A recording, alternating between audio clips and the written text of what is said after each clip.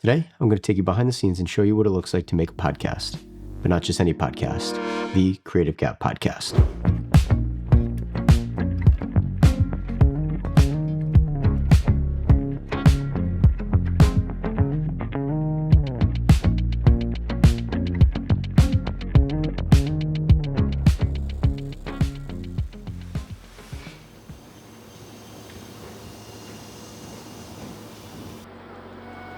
Last year, the podcast wasn't one of my top priorities.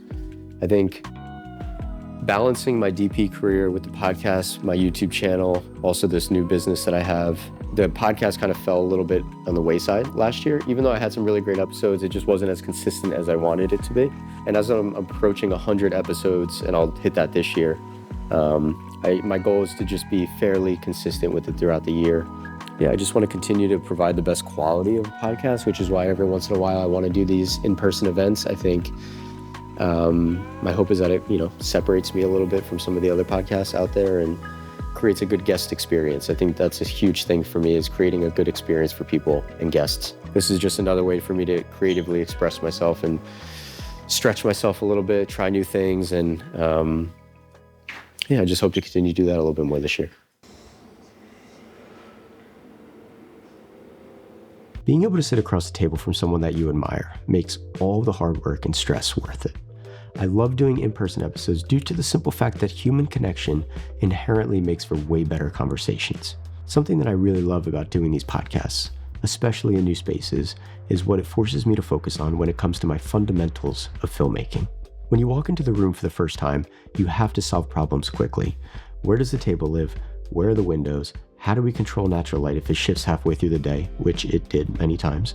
And how do we build something that feels cinematic, but still conversational?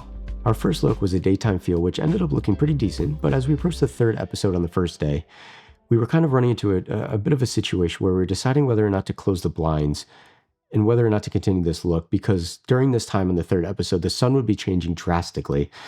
And we ended up deciding to close the blinds and shifting our lighting to a bit more of this tungsten warm look. So what we have here, lighting the guest, we have a Pavo Slim 120C. We have a Nanlite FC 120C with a softbox. Both of those are kind of in a similar direction, but just adding additional wrap, making sure that the face is well lit.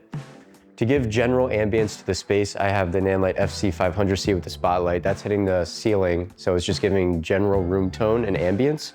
On this side over here, lighting the back wall, so it's kind of directly behind the guest, so it's giving this sort of back glow behind them, is a Pavo tube. That's lighting the background over here. On the other side, which is lighting me, is a Pavo Slim 240C and the Nanlux 150C, the Evoke 150C with a softbox. Similar setup, similar vibe to be able to light me the best way possible and have control on the far side and a bit more of fill. And then lighting the background here, we have another Pavo tube as well, just lighting behind the guest. The dual benefit of lighting this way is these lights are lighting the subject's face, but it is also lighting the back of my hair, and this one is lighting the back of the guest's hair. So it is double acting as a key light and also a backlight as well. For our camera setup, we had 3 FX3s, 2 singles on 24-70s and 1 wide 2-shot on a 16-35. Shout out Matria Rentals in New York for the hookup there. For me, when it comes to podcasts, I like to have the lenses be at a minimum of 50 to 75 millimeters, and this allows for some nice compression and physical distance between the subject and the camera, especially if I'm in a space where there is also physical distance between the subject and the back wall. The higher focal length will really create a nice separation there, especially if there is that physical distance. Audio is obviously a huge component to the podcast. I recently upgraded to a set of Shure SM7Bs, and I absolutely love the way they sound. I have those going into a cloud lifter, which helps increase the noise floor in a clean way, and then I have that running into a Rodecaster Pro 2. I have run into problems before with audio, so I always ensure that I'm recording locally into the Rodecaster Pro 2, simultaneously with Ableton Live, just in case. This live podcast event demanded a different level of prep from me. And when you decide to elevate something, the margin for error gets smaller and smaller.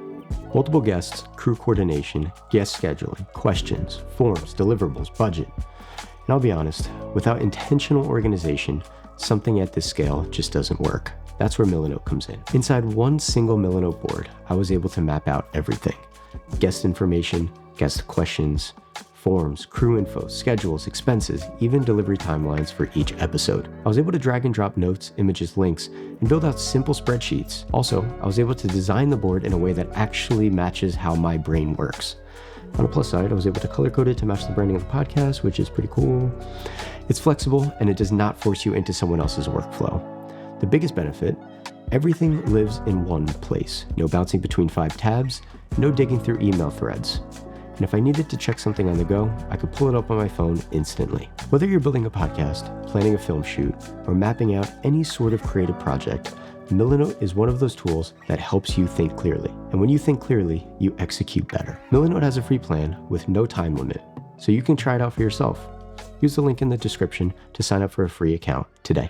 For me, the show has never been about the interviews alone. It's about growth. It's about the proximity to the people who challenge you. It's about the relationships that I built along the way. And one of the greatest gifts in my life has been the friendships I built over the years. And this event doesn't happen without those relationships. It doesn't happen without people saying yes, without crew showing up, without guests trusting me with their time. And when I stepped back at the end of those 2 days, exhausted, very overwhelmed, but proud, I realized something. Growth rarely feels convenient, and stretching rarely feels comfortable. But if you wait until you feel fully ready to do something bigger, you'll be waiting forever.